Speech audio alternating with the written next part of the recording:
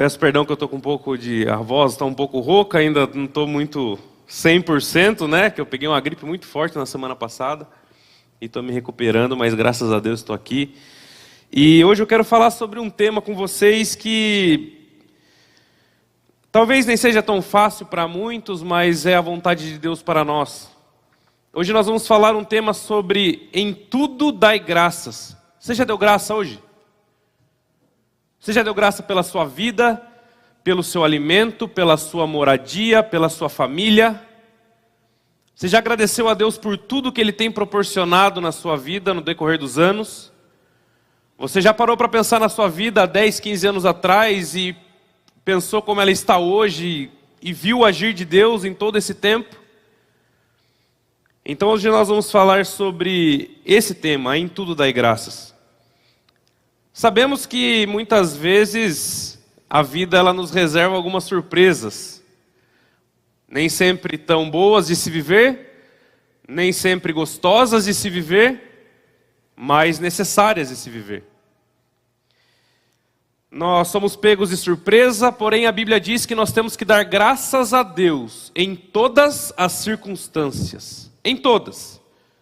Paulo diz em 1 Tessalonicenses, capítulo 5, versículo 18, ele diz: deem graças em todas as circunstâncias, pois essa é a vontade de Deus para vocês em Cristo Jesus. Paulo ele não numera a categoria das situações que você tem que agradecer. Paulo ele não especifica uma situação ou outra situação, mas ele diz para nós darmos graças em todas as circunstâncias. Por quê? Tem um motivo, porque essa é a vontade de Deus para nós em Cristo Jesus. Vamos orar? Senhor nosso Deus, nós te agradecemos, Pai. Te agradecemos e hoje essa mensagem é direcionada à ação de graças, Pai. Agradecer ao Senhor por tudo que o Senhor tem realizado nas nossas vidas.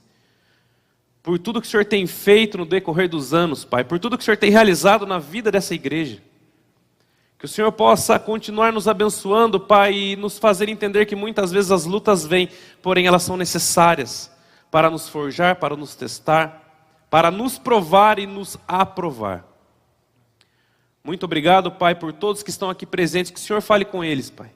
Que o Senhor fale com eles assim como o Senhor falou comigo, que os nossos corações estejam atentos para a Tua voz e que agora venha apenas a voz do Teu Santo Espírito, que não saia nada de mim. Em nome de Jesus, amém.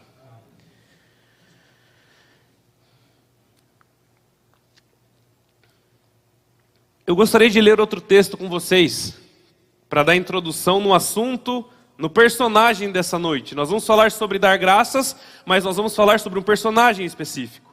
Abram a Bíblia de vocês em Gênesis 45, versículo 4 a 9. Gênesis 45, versículo 4 a 9. Cheguem mais perto, disse José aos seus irmãos. Quando eles se aproximaram, disse-lhes: eu sou José, seu irmão, aquele que vocês venderam ao Egito. Agora não se aflijam nem se recriminem por terem me vendido para cá, pois foi para salvar vidas que Deus me enviou adiante de vocês. Já houve 2 anos de fome na terra, e nos próximos 5 anos não haverá cultivo e nem colheita. Mas Deus me enviou à frente de vocês para lhes preservar um remanescente nessa terra e para salvar-lhes a vida com grande livramento. Assim, não foram vocês que me mandaram para cá, mas sim o próprio Deus. Ele me tornou ministro do faraó e me fez administrador de todo o palácio e governador de todo o Egito. Voltem depressa a meu pai e digam-lhe: assim diz o seu filho José, Deus me fez senhor de todo o Egito. Venha para cá, não te demores. Todo mundo já ouviu falar de José aqui? Sim? É um rapaz muito conhecido na Bíblia. É uma história, no meu ponto de vista, uma das histórias mais belas. Mas nós vamos analisar algumas situações na vida desse rapaz, desse personagem, que sofreu talvez coisas que nós jamais sofremos ou vamos sofrer, e como ele agiu em cada situação. Esse versículo que eu li no início, que diz: deem graças em todas as circunstâncias, pois essa é a vontade de Deus para vocês em Cristo Jesus. Nós podemos refletir muitas vezes sobre algumas coisas. A primeira é que talvez a Bíblia possa estar sendo leviana com o meu sofrimento. A Bíblia possa estar sendo leviana com a minha dor, com o sofrimento dos meus familiares ou com a situação que eu estou enfrentando. Como assim a Bíblia diz para mim dar graças em meio ao sofrimento? É fácil, irmãos? Não. E a segunda coisa é, o texto diz que essa é a vontade de Deus. Muitas vezes a vontade de Deus, e quase sempre, ela não vai compactuar com a sua vontade. Quase sempre a vontade de Deus vai estar num caminho diferente da sua vontade. E isso muitas vezes faz as pessoas refletirem. Alguns jovens já vieram falar comigo, mas se Deus ele me ama e ele, sabe, ele quer intimidade, por que ele permite tanta coisa acontecer? Porque muitas vezes a gente não percebe que em meio à dor é onde ele trabalha na nossa vida. E muitas pessoas têm se revoltado com Deus devido à dor e ao sofrimento. Se Deus existe, por que eu sofro? Não é assim? Vocês já ouviram essa frase, essa pergunta em algum lugar? Tem até um livro lá atrás que fala sobre isso. Então é duas coisas que comuns as pessoas falarem, pensarem sobre isso. Porém, duas verdades precisam ser ditas acerca disso. Quem escreveu esse versículo foi o apóstolo Paulo, um homem de dores. Quem escreveu esse versículo não foi ninguém leviano acerca do seu sofrimento ou da sua dor. Quem escreveu esse texto foi um homem que foi surrado, preso, picado por uma víbora, passageiro de um navio que naufragou, espancado. Não foi um homem de uma vida tranquila. Eu ouvi uma frase esses dias e eu nunca vou esquecer. Se o amor de Deus por nós for medido pelo sofrimento, por não sofrer, inclusive, então quer dizer que Deus odiou Paulo. Se o amor de Deus na minha e na sua vida é medido por uma vida dos sonhos, sem sofrimento, então que amor que Deus tinha por Paulo? Porque o amor de Deus não se mede por você sofrer ou não, mas se mede porque Ele nunca desiste de você, seja qual for a circunstância. O amor de Deus consiste em estar do seu lado em todos os momentos. Todos.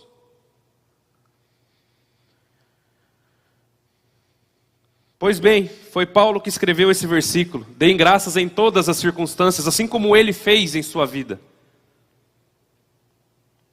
Outra é pensar na vontade de Deus. A Bíblia diz que a vontade de Deus ela é boa, perfeita e agradável. Outro texto diz que todas as coisas cooperam.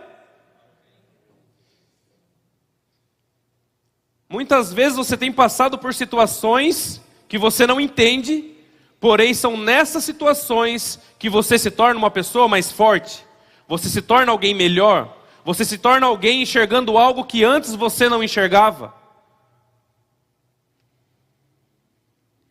Por isso eu sempre digo, não devemos nos fazer de vítima nas situações.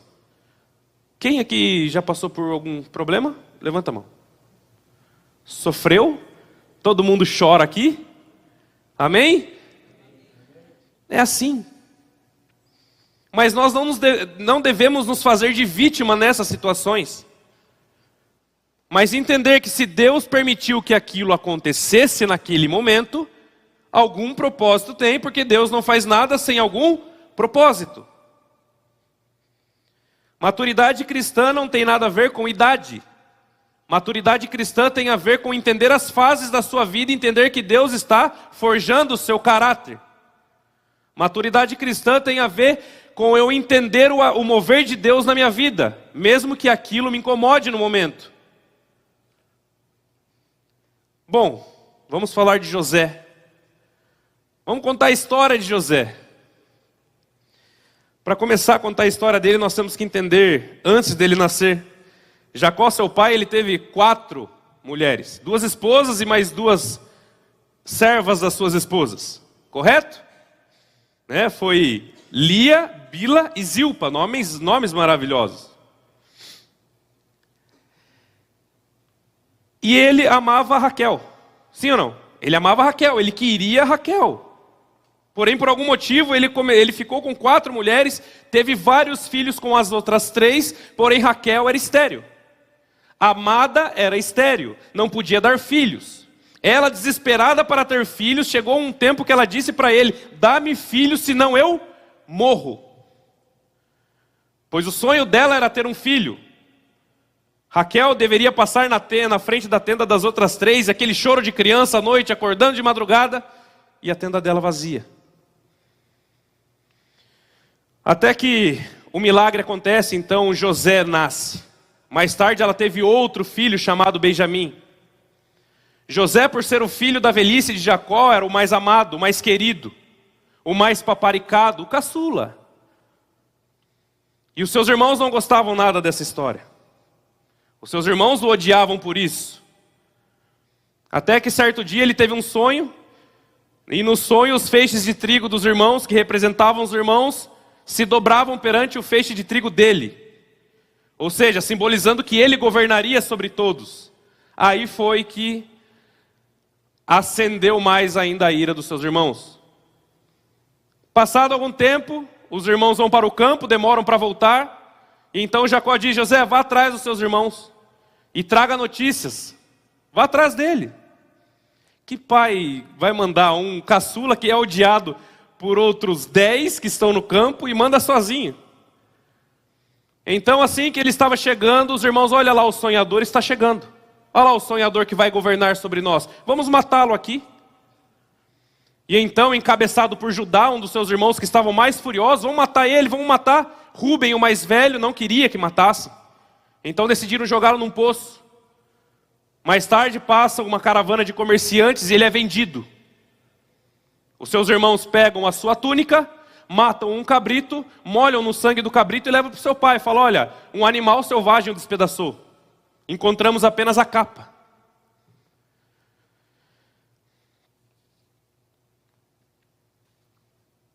José vai para o Egito. Primeira coisa, ele queria ir para o Egito? Ele não estava sendo vítima de uma situação? Ele não estava sendo obrigado, ele foi vendido pelos seus próprios irmãos. Ele pagou um preço de ser honesto, pois ele entregava tudo que os irmãos faziam de errado para o pai, em respeito ao pai. Ele pagou o preço por ser o único que fazia o que era certo. E isso fica uma lição para nós. Às vezes você vai fazer o que é certo, mas muitas vezes virão as consequências mesmo assim. Mas vale a pena fazer o que é certo. José, então, ele chega ao Egito e é comprado por Potifar. Potifar, ele era o capitão da guarda do faraó. Um homem de alto escalão no Egito. E começa a servir na casa de Potifar. Potifar percebe então que em tudo que José tocava, prosperava. Tudo que José fazia dava certo. Pois a Bíblia diz que Deus estava com José. Então Potifar fala: olha, tudo que esse menino toca dá certo. Então toma a chave da minha casa, do meu carro, da minha carroça, de tudo. Você vai tomar conta de tudo que eu tenho, tudo que eu possuo, você governará a minha casa. Então o menino hebreu, odiado pelos irmãos, começa a governar na casa de um importante homem do Egito. Porém, os dias maus, eles sempre voltam. A vida é feita de fases, irmãos. Fases boas, fases mais ou menos, fases ruins. Depois volta para a fase boa, às vezes tem uma fase maravilhosa, outra média, outra ruim. É assim a nossa vida. É assim a nossa vida. Talvez você possa pensar: poxa, por que a minha só tem as fases ruins, não é? É porque Deus está te preparando para algo muito maior. Acontece então que a mulher de Potifar se interessa por José, porque a Bíblia diz que ele era um rapaz muito bonito. Ele era um rapaz boa pinta. Então a mulher de Potifar começa a seduzi-lo, tentar seduzi-lo e levá-lo para a cama. José, se deite comigo. E a Bíblia diz que dia após dia ela tentava esse menino. E ele diz: como poderia eu pecar contra o meu Deus? Vocês percebem o caráter desse rapaz? Ele não falou: olha, depois que seu marido sair para trabalhar, quem sabe? Ou, se ninguém ficar sabendo. Não. Meu Deus está vendo. E como poderia eu pecar contra o meu Deus? O grande foco da vida de José era não pecar contra Deus, pois ele sabia o Deus que ele servia. Até que certo dia a mulher de Potifar agarra ele. Ele corre, foge e deixa a sua capa na mão dela, porque ele correu, fugiu. Então quando Potifar chega em casa, ela inventa uma história. Olha, o hebreu que o Senhor colocou aqui como governador tentou abusar de mim. Na hora que eu gritei, ele correu e deixou cair sua capa. O que acontece com José? Potifar joga ele na prisão. Ele foi vendido sem culpa. Ele foi para a prisão sem ter culpa. Muitas vezes você pode se achar injustiçado. Alguém aqui já achou que foi injustiçado alguma vez? Poxa, eu não merecia isso. Eu estou sendo injustiçado. Alguma coisa Deus quer te mostrar em meio a essa injustiça. Porque nós vamos ver na história desse homem, desse rapaz, que tudo que ele passou foi peças de um quebra-cabeça. E no final todas as peças foram necessárias e importantes para montar a vida dele. E é assim a sua vida e a minha. Nunca diga que você não quer passar por determinadas situações ou que você não aceita algo. Não. Ore a Deus: Senhor, o porquê eu estou passando por isso, porque o Senhor sabe. Me dá sabedoria e maturidade para entender o que o Senhor quer me mostrar em meio a todo esse sofrimento. Mas em tudo eu devo dar graças. Por quê? Essa é a vontade de Deus. José chega na prisão e logo ele vira governador na prisão. Ele era governador na casa de Potifar, se torna governador na cadeia. O carcereiro entrega tudo nas mãos dele e ele resolve todos os problemas. Até que um dia chega na cadeia também o padeiro e o copeiro real, que trabalhavam diretamente para Faraó. Por algum desentendimento eles foram presos. E numa noite eles tiveram sonhos. E José então interpreta o sonho dos dois. Diz que, para resumir, o padeiro perdeu a cabeça, mas o copeiro seria restituído à presença de Faraó, e assim acontece, porque Deus revelou isso a José. Mas algo mais interessante que acontece nessa história é que José diz assim para o copeiro: olha, lembra de mim quando você estiver diante de Faraó. Lembra de mim, eu não aguento mais ficar aqui. Eu não aguento mais ficar preso, eu não fiz nada para estar preso. Lembra-te de mim quando você estiver novamente restituído no seu cargo. Porém a Bíblia diz que assim que foi restituído, o copeiro esqueceu de José. Esqueceu de José. Mas sabe, irmãos, José ficou mais 2 anos preso depois disso. Esqueceu ele, depois de 2 anos ele foi sair para interpretar o sonho de Faraó. Mas se ele saísse nesse momento, ele poderia ser o que no palácio de Faraó? Um cozinheiro, um serviçal, porque o copeiro ele cuidava de todas as coisas. A ideia era: vamos tirar esse menino da cadeia, que ele foi gente boa comigo, e vamos arrumar um trabalho para ele aqui no palácio e ele vai fazer alguma coisa. Mas o propósito de Deus para a vida de José era governar o Egito. Por isso todas as coisas têm um tempo certo para acontecer. Todas as coisas. Muitas vezes José pode ter se perguntado: eu ajudei esse rapaz e ele esqueceu de mim. Já fazem 2 anos e eu ainda estou aqui. Por quê, Senhor? Por que só comigo? Porque tudo tem um tempo certo para acontecer. Não é no meu tempo, não é no seu tempo, não é do jeito que você quer, é do jeito que Deus quer. E devemos dar graças por isso. Por quê? É a vontade de Deus. Até que 2 anos depois, o faraó tem sonho. Ele sonha com vacas e milho. 7 vacas magras, 7 vacas gordas, 7 espigas graúdas, 7 espigas mirradas. Daí o copeiro lembra de José. Fala: esqueci do José. Tem um rapaz lá na cadeia, Faraó, na prisão, que ele interpretou um sonho meu certa vez. E o rapaz é bom. Faraó então mandou chamar José. Ele tomou um banho, né? E chegou à frente de Faraó e interpretou o sonho de Faraó. E disse que seriam 7 anos de fartura e 7 anos de miséria. E que Faraó deveria contratar um administrador para administrar a terra do Egito, para armazenar no tempo de fartura, para não faltar no tempo de miséria. Faraó olhou para ele e falou: mas quem melhor do que você para assumir esse local? Quem melhor do que você para assumir esse cargo? Então José se torna governador do Egito, sendo estrangeiro. Um estrangeiro governando os egípcios no Egito. Porque Deus estava com José. Todo o tempo da história de José, independente do tempo e do local onde ele estava, a Bíblia diz que Deus estava com José.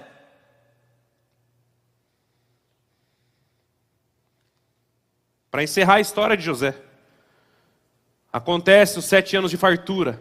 José, com uma sabedoria que Deus te deu para administrar, porque ele administrou na casa de Potifar, administrou na cadeia, e era um estágio para ele administrar o Egito. Então, com a sua sabedoria, o Egito prospera em meio à crise. E quem chega para comprar comida depois no Egito, no tempo de miséria? Os seus irmãos. Chegam lá para comprar mantimentos porque estavam morrendo de fome.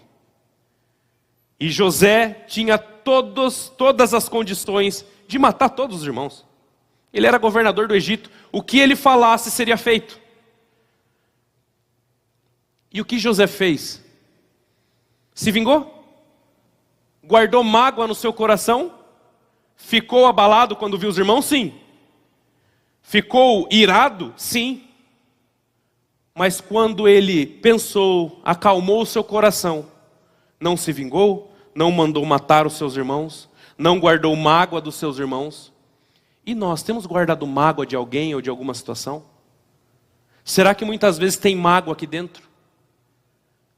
Tem raiva, rancor, por alguma coisa que já aconteceu outrora?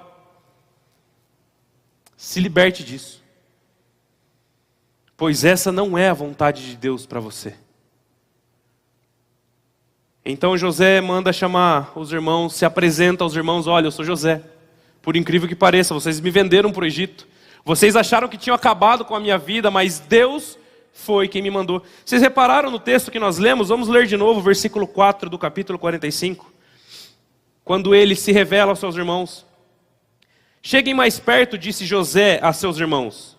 Quando eles se aproximaram, disse-lhes: eu sou José, seu irmão, aquele que vocês venderam ao Egito.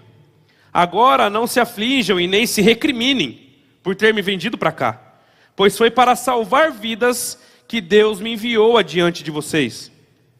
Já houve 2 anos de fome na terra, e nos próximos 5 anos não haverá cultivo e nem colheita.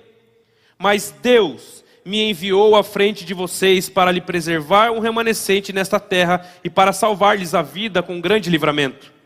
Assim, não foram vocês que me mandaram para cá, mas sim o próprio Deus. Ele me tornou ministro do faraó e me fez administrador de todo o palácio e governador de todo o Egito. Voltem depressa a meu pai e digam-lhe: assim diz o seu filho José, Deus me fez senhor de todo o Egito, venha para cá e não te demores. Se nós olharmos apenas para os acontecimentos da vida de José, nós podemos olhar por uma vida amarga. Poxa, coitado do José. Tudo que aconteceu, ele não teve culpa alguma. Tudo que aconteceu, ele não teve culpa, ele não fez nada de errado para ser odiado pelos irmãos. Ele estava fazendo certo, obedecendo seu pai. Ele não fez nada para a mulher de Potifar. Isso foi um desejo do coração dela. O marido acreditou na história e o lançou na prisão. Tudo que esse rapaz passou sendo jovem em terra estrangeira, outra língua, outros costumes. Será que a vida desse rapaz foi fácil? Porém, nós precisamos olhar para o copo meio cheio. Vocês já viram essa, óbvio? Do copo meio cheio e meio vazio. É tudo questão de perspectiva. Se olharmos apenas para os acontecimentos, realmente, eu não queria estar na pele de José. Mas se nós analisarmos o por trás de todas as coisas, quem estava com ele, esse é o motivo de nós darmos graças. José, ele passou por um estágio sua vida toda, por um treinamento sua vida toda, assim como Paulo também. Tudo o que aconteceu para esse rapaz foi um preparo para a nova etapa que estaria por vir. E as nossas vidas são assim.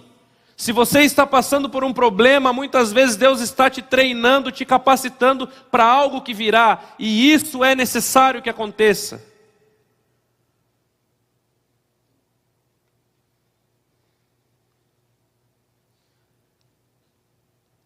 Tudo tem um tempo determinado para acontecer. Tudo. Agora, antes de sair de casa, eu estava falando com a Marissa. E ela estava um pouco abalada por causa da recuperação lenta. É estressante porque não dá para dormir tranquila. Tem que ser sempre numa posição só. Sabe? Criança pequena, ela não consegue cuidar de João Pedro, por isso que a gente está tendo ajuda da minha mãe, da minha sogra, e a gente se vira. Então ela tem ficado muito aflita. E daí eu falei para ela, vamos dar graça.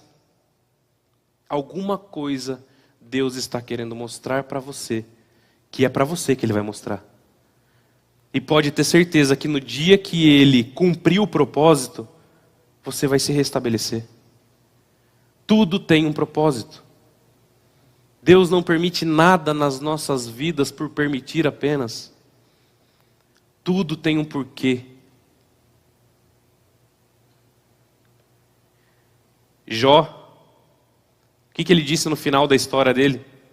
Senhor, antes eu ouvia falar de ti, hoje os meus olhos te veem. Ele estava vendo Deus literal? Não. Ele estava vendo o agir de Deus na vida dele. Ele estava vendo o agir de Deus diante de seus olhos. Pois Deus tinha algo para tratar com ele, e aconteceu tudo aquilo. Nós não somos exclusividade de sofrer ou passar dores. Nós não somos exclusividades. Todo mundo tem os seus dias maus, os seus dias ruins. Porém, é nesses dias que nós temos que abençoar as pessoas. No dia que eu fiquei sabendo que a Marissa precisaria fazer a cirurgia na cabeça, foi numa segunda-feira, dia 20. Saímos do consultório do neurologista com essa notícia. Dá um choque, né? E eu parei o carro do lado da rodoviária, veio uma mulher de moto e arranca meu retrovisor. Eu estava num dia ruim, a cabeça cheia, preocupado, e ela levou tudo. Porém ela ficou muito nervosa e falou, vamos parar ali no posto, eu vou pagar, fique tranquilo. Eu falei, fique em paz. Adianta a gente ficar mais nervoso e descontar nas pessoas algo que nós temos que passar? Parei, falei, moça, tá tudo bem? Tudo bem. Você está nervosa todo, tá tremendo. Ela falou que quero chegar rápido no meu trabalho e não medir direito, mas eu vou pagar. Eu falei, fique em paz, está tudo certo. Só me passa o telefone. E deu tudo certo. Ela, uma moça muito honesta. Mas adianta nos dias mais ruins da nossa vida nós descontarmos nas pessoas? Nós nos revoltarmos e nós queremos, sei lá, dar louca? Não. Nós temos que entender, por mais difícil que seja, Deus tem um propósito em todas as coisas. Não é apenas quando a barriga está cheia, quando a despensa está cheia, quando tudo está bem. Porque ter fé numa situação como essa é muito fácil. Ter fé quando está tudo bem é mamão com açúcar. Mas ter fé quando você olha para o céu e enxerga tudo nublado, daí é mais complicado. Mas sabe de uma coisa? Deus estava com José no poço, Deus estava com José quando ele foi vendido, Deus estava com José na casa de Potifar, Deus estava com José na prisão e Deus estava com José no governo do Egito. Em todos os momentos da vida desse rapaz, Deus estava com ele. Por isso que nós temos que dar, porque Ele é fiel. Porque Ele é fiel e não desampara aqueles que andam nos seus caminhos.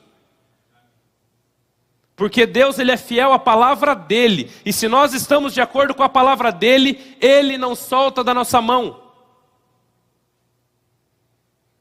Ele não tem compromisso com as nossas loucuras, com o que nós queremos fazer e achamos que está tudo certo. Mas ele tem compromisso com aquele que está diante da palavra dele. José evitava pecar contra o seu Deus. Irmão, vocês acham que José não queria se deitar com a mulher de Potifar? Vocês acham que não? Ele era homem, garotão. Ela deveria ser muito linda. Mulher de um dos homens mais importantes do Egito. E ele era um garotão. Mas acima do querer dele estava o temor a Deus. A Bíblia diz lá no começo da história, em Gênesis, que Deus nos criou a imagem e semelhança. E disse: domine o homem sobre todas as coisas. Domínio é algo que Deus nos deu. Domínio. Pensamentos errados, sentimentos errados vão aparecer, porém o que você vai fazer com ele, como Deus disse para Caim: o pecado está à porta, mas basta você dominá-lo. O pecado estará à porta diariamente. Mas basta nós, diante da palavra de Deus, dominarmos. Assim como José fez. E Deus o honrou. E tudo prosperou na vida desse rapaz. Então, para nós caminharmos para o final, dar graças a Deus, então, consiste não se está tudo bem na sua casa. Dar graças a Deus consiste em quem Ele é. Na fidelidade de Deus para com você. Porque Ele nunca te desampara. Nunca. Vocês alguma vez alguém já... Não, Deus me desamparou. Ele nunca nos desampara. E depois que passa toda a tempestade, depois que passa tudo aquilo, a gente começa a olhar as etapas que a gente passou e a gente vê a mão de Deus em cada uma delas. Os discípulos estavam num barco, tudo o mar revolto, aquela tempestade tremenda, eles estavam com medo.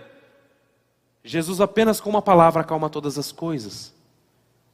E eles perguntam uns para os outros: quem é esse homem que até o mar e as ondas lhe obedecem? É esse o Deus que nós servimos. Nós não servimos um Deus de papel. Nós não servimos uma imagem na parede. Nós servimos um Deus que mora dentro de nós. E em todos os momentos da sua vida está com você. José, ele reconheceu. Vocês percebem que ele disse: olha, não se recriminem, meus irmãos. Não fiquem mal por causa disso. Já pensou depois de tudo que ele passou? Pois quem me mandou para o Egito foi Deus. Vocês acham que vocês que me venderam, mas foi Deus. Olha a maturidade cristã. Olha a maturidade desse rapaz. Não fiquem tristes. Eu não estou com ódio de vocês. Eu não quero matá-los. Foi Deus que me mandou por um propósito. Qual? Governar o Egito, porque haveriam 7 anos de miséria. E Deus lá atrás já sabia disso e estava me preparando para assumir esse cargo. Tudo é um quebra-cabeça. Tudo acontece como deve acontecer, para que todas as coisas cooperem para o bem daqueles que amam a Deus, de acordo com a vontade de Deus.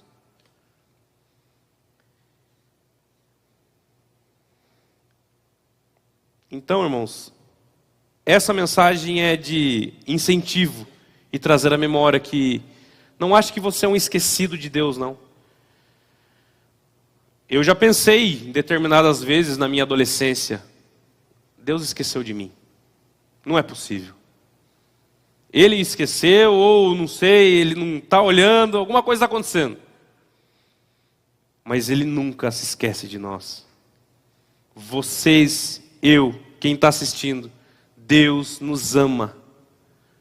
Nós temos pai, nós não temos padrasto. Então vamos agradecer mais e reclamar menos.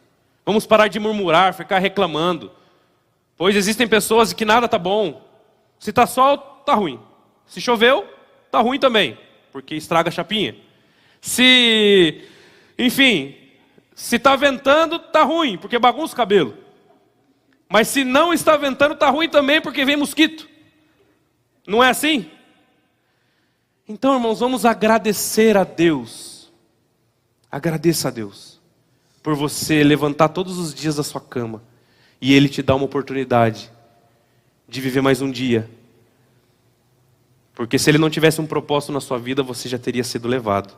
Mas se você está aqui, é porque Ele tem algo a cumprir na sua vida. Então creia nisso. Creia nisso, que Ele está do seu lado e jamais te abandona. Amém? Vamos orar?